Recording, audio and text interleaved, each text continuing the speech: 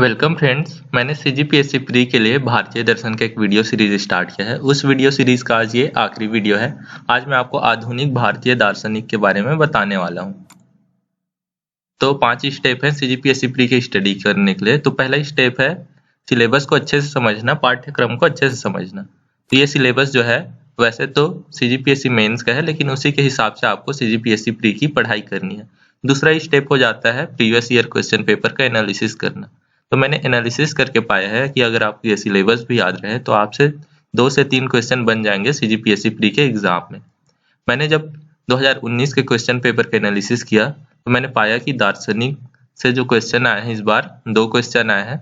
तो आज का जो वीडियो है आपके लिए इम्पोर्टेंट होने वाला है, क्योंकि हो सकता है आने वाले एग्जाम में इस पोर्शन से ज़्यादा क्वेश्चन आ सकते हैं।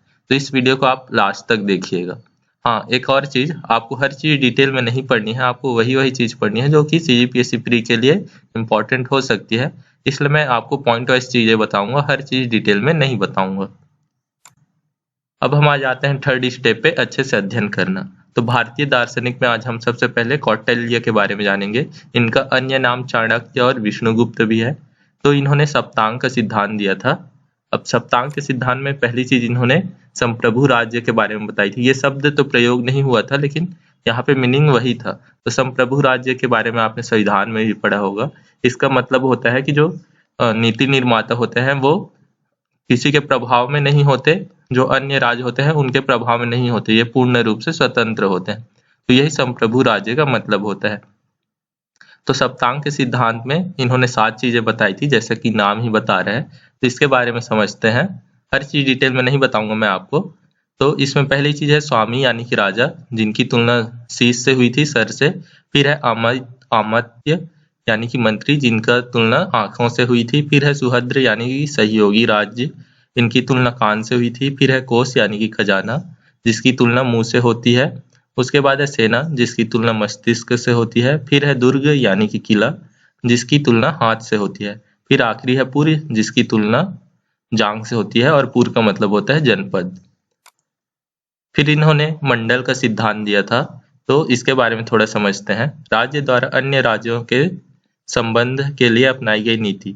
तो एक राज्य को अपने पड़ोसी राज्यों से कैसे संबंध बनाना है, कौन सा राज्य ज्यादा शक्तिशाली है, कौन सा कमजोर है, तो इन सभी चीजों से कैसे संबंध रखना है, इसके बारे में मंडल के सिद्धांत में बताया गया था। अगले दार्शनिक है हमारे सिलेबस में गुरु नानक। तो इन्होंने सिख धर्म की स्थापना की थी और इन्होंने सामाजिक नैतिक दर्शन दिए थे। तो इसमें क्या है जानते हैं। तो पहली चीज है सभी धर्म एक समान है, मतलब सभी धर्मों को एक समान मानना है। फिर है समानता पर जोर। तो अमीर हो या गरीब हो, पुरुष हो या स्त्री हो, सबको समान व्यवहार करना है, ये बताया गया था। उसके बाद है मानव मूल्यों पर जोर। तो जैसे मानव मूल्य होते हैं शांति, प्रेम, दया, अहिंसा, तो इन सब पर गुरु नानक ने जोर दिया था। फिर अगले दार्शनिक हैं गुरु घासीदास। तो ये छत्तीसगढ़ में जन्म लिए थे, ये आपको भी याद रखना है। तो इन्होंने सतनाम पंथ की स्थापना की थी। तो सतनाम पंथ की विशेषताएं के बारे में पढ़ना है। तो गुरु घासीदास जी ने 7 उपदेश दिए थे। तो ये उपदेश क्या है जानते हैं। पहला है सतनाम पर विश्वास करना है। दूसरा है अहिंसा पर जोर देना है। फिर है मांस का सेवन नहीं करना है। फिर है जुए और चोरी से बचना है, हमें दोनों नहीं करना है। उसके बाद है शराब का सेवन नहीं करना है। फिर है जातिवाद का विरोध किया था इन्होंने। और आखिरी है व्याभिचार से बचना है। उसके बाद अगले दार्शनिक है वल्लभाचार्य। तो वल्लभाचार्य भी छत्तीसगढ़ से संबंधित है। इन्होंने चंपारण्य में अपना समय व्यतीत किया था। तो इन्होंने शुद्धाद्वैत दिया था। शुद्धाद्वैत का मतलब होता है शुद्ध प्लस अद्वैत। तो अद्वैत के बारे में मैंने आपको पिछले वीडियो में बताया था। शंकराचार्य ने अद्वैत वेदांत के बारे में बताया था। तो वल्लभाचार्य ने शुद्ध अद्वैत दिया था, कि मतलब पूरी तरह से जो दर्शन है वो अद्वैत होना चाहिए, यानी कि जो आत्मा है वो ईश्वर यानी कि ब्रह्म के हिस्से के रूप में है। मतलब जो एक व्यक्ति की आत्मा होती है वही ब्रह्म का ही हिस्सा है। तो इन्होंने आत्मा और ब्रह्म को अलग अलग नहीं माना था, बल्कि आत्मा को ही ब्रह्म का हिस्सा माना था। फिर इन्होंने अगली चीज बताई थी पुष्टि मार्ग। तो वल्लभाचार्य ने पुष्टि मार्ग में बताया था कि हमें कृष्ण की भक्ति करनी है, और हमारा जो मुख्य लक्ष्य है वो मोक्ष प्राप्त नहीं करना है, बल्कि सबसे बड़ा लक्ष्य भगवान श्री कृष्ण की सेवा करना है। तो इन्होंने इसके बारे में बताया था। तो पुष्टि मार्ग जो है कृष्ण की भक्ति के ही बारे में है। फिर हमारे अगले दार्शनिक है स्वामी विवेकानंद।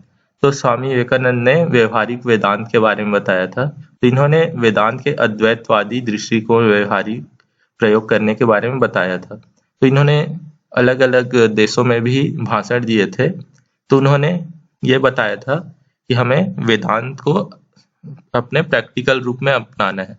वेदांत में अलग अलग शिक्षाएं हैं, जिसमें अद्वैतवादी है, जिसमें आत्मा और ब्रह्म के बारे में बताया था। तो उसका कैसे हम अपने व्यवहार में ला सकते हैं उसके बारे में स्वामी विवेकानंद ने बताया था।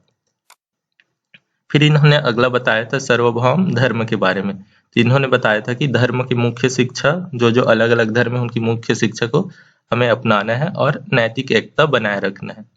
तो इन्होंने अलग अलग देश में भ्रमण किया था, वहां जाके भाषण दिया था।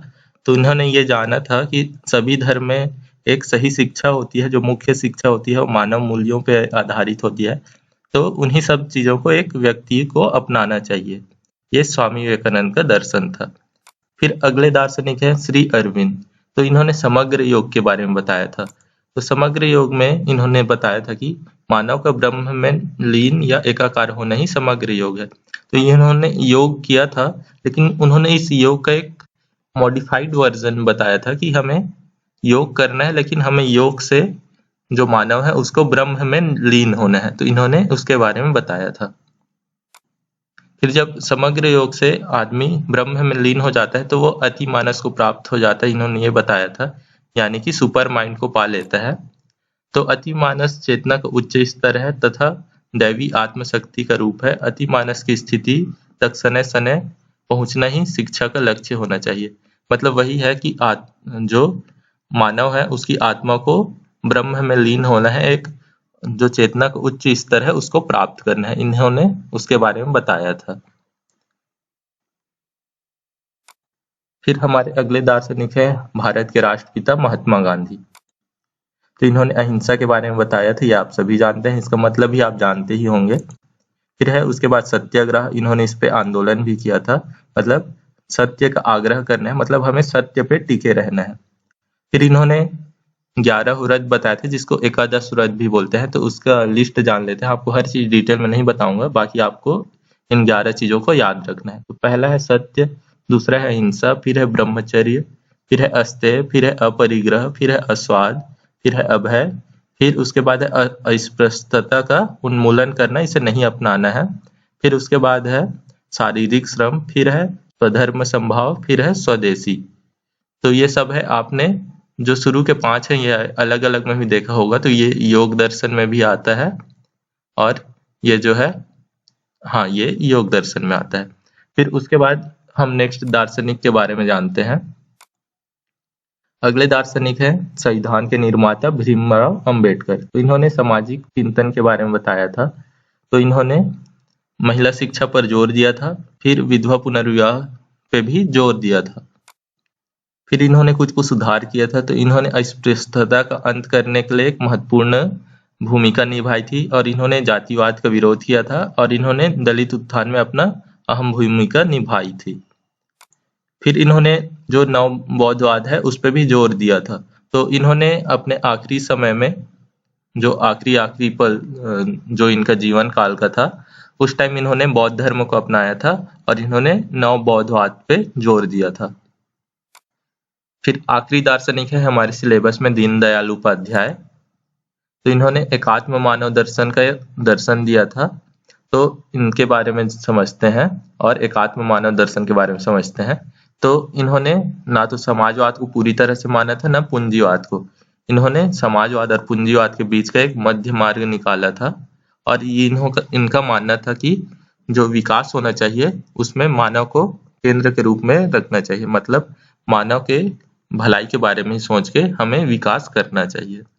तो ये था दार्शनिक के बारे में। इसका नोट्स मैं अपने टेलीग्राम चैनल पे दे दूंगा, आप वहां पे जाके डाउनलोड कर लीजिएगा। उसके बाद चौथा स्टेप हो जाता है नोट्स बनाना। तो आप इसका अच्छे से नोट्स बना लीजिएगा, और नोट्स जो है मैं टेलीग्राम चैनल पे भी दे दूंगा। फिर उसके बाद आ जाता है 5वां स्टेप, क्वेश्चन सॉल्व करना। तो मैंने स्टार्टिंग में ही आपको बताया था कि 2019 में क्वेश्चन आए हैं और आगे आने के चांसेस हैं। तो पहला क्वेश्चन था नवबौद्धवाद के प्रतिपादक कौन है, तो ये मैंने अभी जस्ट आपको बताया, इसका राइट आंसर है अंबेडकर। फिर उसके बाद क्वेश्चन था व्यवहारिक वेदांत के प्रतिपादक कौन है, तो ये भी मैंने आपको बताया, इसके राइट आंसर है विवेकानंद। ये आपको सिलेबस याद रहने पे भी सॉल्व हो जाएगा। तो ये था वीडियो दार्शनिक के ऊपर। आई होप आपको वीडियो पसंद आई होगी। Thank you for watching. इस वीडियो को लाइक करिएगा, शेयर करिएगा और चैनल को सब्सक्राइब करिएगा।